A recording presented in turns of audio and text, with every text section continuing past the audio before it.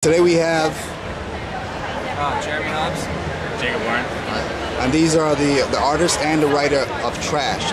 This is just continuation to article, I guess, book 2. Initially we had book 1, and that had pretty good reviews. Even when we were on Facebook, that had pretty good reviews as far as that the interview we did. And I guess if I had a Facebook, I would know that. yeah. And when we even yesterday, you know, as far as you say, people are starting to come up to you guys and start to say the book is good and so forth, giving Which is some cool positive feedback. Because I mean, at this point, this being the first guy I was actually able to make it to, you know, just hearing people say it was cool, like I still feel like they're kissing my ass, but you know, I just want someone to come and tell me that it sucks. Well, you know what? The thing about it, you can always have people that tell you it sucks, but when it's really good, you definitely want to hear that too because it keeps you going, you know. But you know, being that you're the writer, you know, what motivates you? Because I know you're the writer. What? I mean, you're the artist, and you're the artist. I'm sorry, and you're the writer. Yeah, I'm the writer. Yeah, what motivated you to write in that format? I've loved comics, but I always liked the kind of more real life comics as much as I enjoyed the fantasy aspect of it. And I really wanted to write a book that, you know, takes place in the late 90s with high school kids. And, you know, maybe, you know, some of the stuff that I went through as a teenager, I wrote some of that stuff so that maybe if a teenager read it, you know, there's always a tomorrow. You know what's so cool about it too is like you say even when a teenager read it, but I think when even adults read it, you can reminisce about that too. So it's like, and like the whole theme of Trash is just smiling through adversity. Yeah. So smiling through adversity, huh? Smiling through adversity. That this weekend. The metaphor for it is there are a bunch of kids that have a lot of crackers and no water. These are dry throats, though. You know, some salt. They start sounding like me right about now. We're all horses at this point. Yeah, it was kind of like loud yesterday. I mean, it was so many people. It's still a decent amount of people today, but it was like super loud. Like we're talking in a loud voice. They're still like, I didn't hear you. You know. So if I yell any louder, I would be like, just you probably don't hear any of the things we're saying. Oh, now, so what are the plans for like book number 3 now? My end of number 3 is done. He's like 75%. So you're the slacker, huh?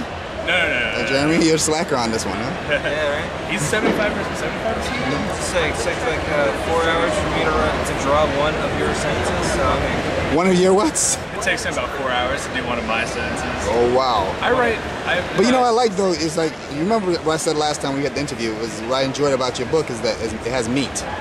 It's not like, that's not a book you're going to read in like 10 minutes. You know, it's a book you can read and digest, and you can really, to me it's like a comic novel, you know, because you see a lot of these books and it's just like a bunch of action, no words, and you're like, well, did I even read a book? Yeah, like it takes a solid 5 minutes to read. But at the same time, based on that, I feel like I'm being too wordy. Or that like I'm rambling like an old man telling his stories. Like back in 1998, we did things just a little bit different. You know, you have to go based on feedback with that too, but right now, I mean, I think it's like a positive thing, you know, because if someone's going to buy a book for whatever the price is, let's say for instance $350, you know, if they read your book and it has some flesh to it, they can say, well, you know, at least, you know, it was a good read, you know, it was worth the money. I want to be able to accurately tell a story, you know. Hobbs art tells a story more sometimes than my words do, but I think together, like, we just bring it together, make it happen. Yeah, I agree with that too, because when I told you that last time, it's like how, you know, when I looked at the artwork pretty much tells you what's going on in the story itself. But that's kind of rare too, because, you know, you remember how it used to be where people just drew one facial expression, that was it. It was angry and the person's supposed to be funny, you know. The person's supposed to be witty and all that, so it's good when you see like different angles and the person actually express themselves in a certain way. I love the angles. Yeah. Always so many different angles. And I'm like, wow, that didn't even come out the way that I thought it would. You could tell you put some time into what you do. And both of you guys have put some time into it. So what are future plans? Are you guys planning on just working on Trash, or are you guys planning on doing something? Trash is our child. We want to devote the time to raising it the way that we think that it should go. And if it takes long, it takes long. But we're going to do it the way that, you know. I respect that, you know, because as I said before, the format of the entire... it's hard being single dads. Yeah. Oh, yeah. The format of the book itself is like geared towards like something more than just the book, you know. I mean, like television is how I see that. Television, or at least a movie, because it's just the format of it. And it's good that you guys are actually taking the time to actually build it right, instead of like, you know, you have people who overburden themselves. Like you have a company and you have like 15 friggin' books.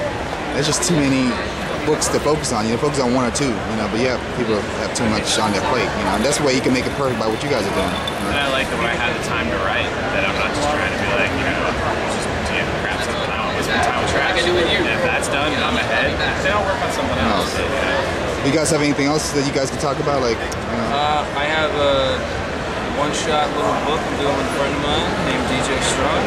We're doing a book called What If, which is a story of kind of an imaginary friend relationship, but the girl has grown up and he has to move out because she has a kid and a husband, and he doesn't fit in her life anymore. So it's like sort of a goodbye letter to his friend. He's the imaginary one. He's the imaginary friend? Yeah, and it's like it's kind of like they're in love, but they can never be together because he's an imaginary friend. Let me ask you this. I mean, did you write that one or? No. DJ Strong? DJ Strong. Yeah, DJ wrote that one. Oh, wow. I had to sit that one out. You sit that one out. So when is that expected to hit the stands? Well, see, there's no real time frame on it because obviously Trash is the baby. And it's just sometimes you just want to like move somewhere else. Like Trash is huge. Like it's going to be probably like 15 issues. So to trick yourself into feeling like you're being productive, you have to do a little project between. So when I have like a week off or something, I'll just knock out 20 pages of something, and there you go. I have something done that I can trick myself into thinking that I'm productive.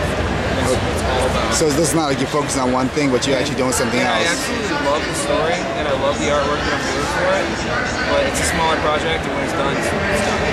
I mean, it's really hard for me. I take the Bukowski way out, drink a lot of red wine, and go to the races. You do what? Drink a lot of red wine and go to the horse races. Bukowski, just do it.